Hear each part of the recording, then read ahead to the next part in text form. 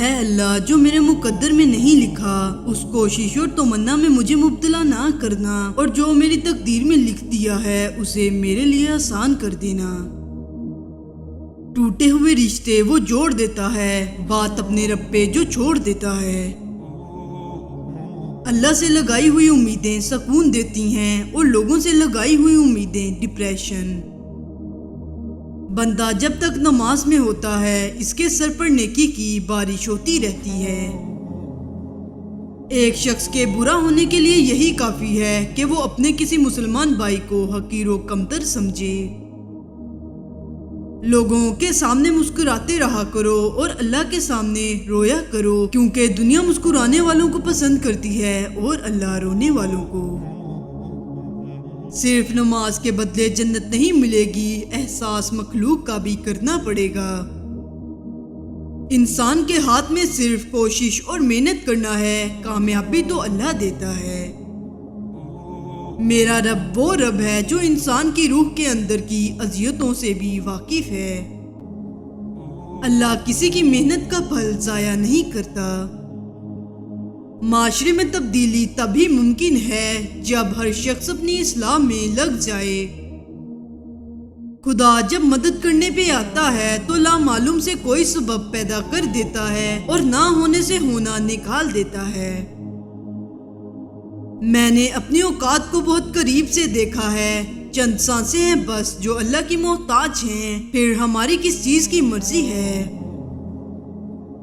زندگی میں ہر چیز ملتی ہے، بس زندگی دینے والے رب پہ یقین کرو۔ جو آج کفر کو اپنا خیر خواہ سمجھ کر ان سے متاثر ہو رہے ہیں، انہیں نہیں معلوم کہ اسلام کے دامن میں ہی عافیت ہے۔ لوگوں کی اپنے خلاف باتیں سن کر دینی کام کرنا چھوڑ دینا بے عقل لوگوں کا کام ہے۔ مسلمانوں کے اندر 3 باتوں کا ہونا ضروری ہے: حلال، جلال اور جمال۔ گندے دل و دماغ میں اسلام کا نور داخل نہیں ہوتا۔ زندگی اس کچی پینسل کی طرح ہے جو ہر روز چھوٹی ہوتی جاتی ہے۔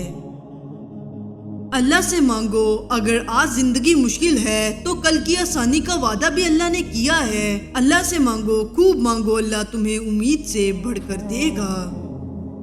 اور سکون اس بات کا ہے کہ لوگوں سے بہتر مجھے اللہ جانتا ہے۔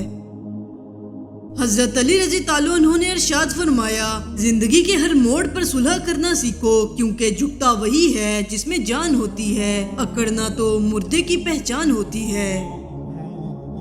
کسی غریب کو تنگ مت کر، تیری طاقت پیسہ ہے، اس کی طاقت اللہ ہے۔ کسی کو ذلیل کرنے سے پہلے خود ذلیل ہونے کے لیے تیار رہیں، کیونکہ اللہ کا ترازو صرف انصاف تولتا ہے۔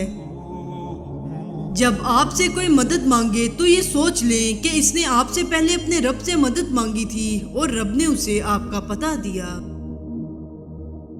بس اللہ ہی تو ہے جسے تمام باتیں بلا جھجک بتا دی جاتی ہیں۔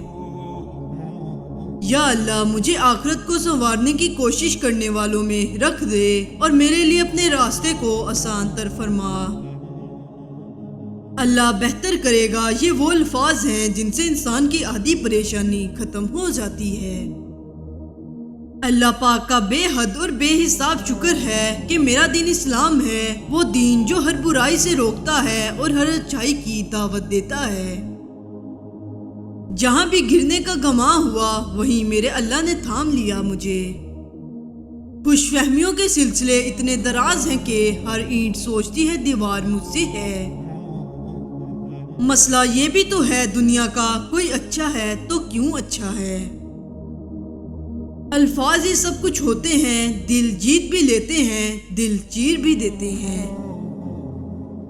اگر صبر آپ کے وجود کا حصہ نہیں تو شکر بھی آپ کے پاس نہیں آئے گا، کیونکہ شکر وہاں آتا ہے جہاں صبر کی زرخیز زمین موجود ہوتی ہے۔ جب ہار جانے کا وقت ہو تب جیت جانے کا مزہ ہی کچھ اور ہوتا ہے۔ اللہ سے مانگ کر نہیں روتے، اللہ سے رو کر مانگتے ہیں۔ اپنے دل کو مضبوط بناؤ اور اللہ پر یقین رکھو، وہ تمہاری ہر مشکل آسان کر دے گا۔ نظر انداز کرنا سیکھیں، کچھ تفصیلات زندگی کو مختصر کر دیتی ہیں۔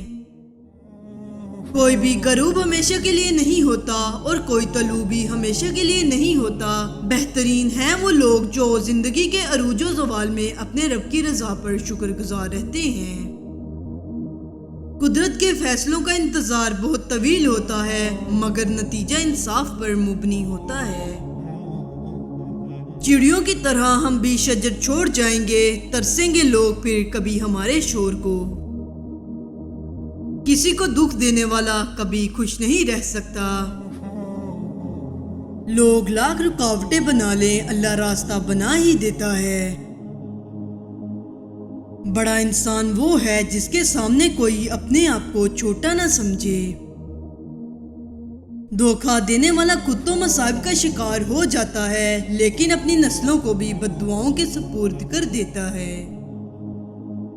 زندگی نے دو چیزیں ضرور سکھائی ہیں، ایک تو اپنے میں خوش رہنا، دوسرا اپنے خدا کے سوا کسی سے کوئی امید نہ رکھنا۔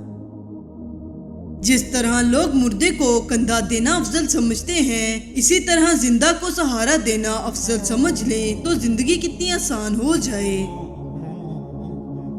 کسی گیم کا حصہ اس وقت بننا چاہیے جب آپ مہرے چل رہے ہوں، نہ کہ آپ خود مہرے ہوں۔ زندگی بہت میٹھی ہے اگر آپ اس میں اپنی زبان کا زہر شامل نہ کریں۔ حیرت ہے کہ لوگ ہماری اچھائی کے بارے میں پوری تصدیق کرتے ہیں اور برائی پر بلا تصدیق اور بنا سوچے سمجھے ہی یقین کر لیتے ہیں۔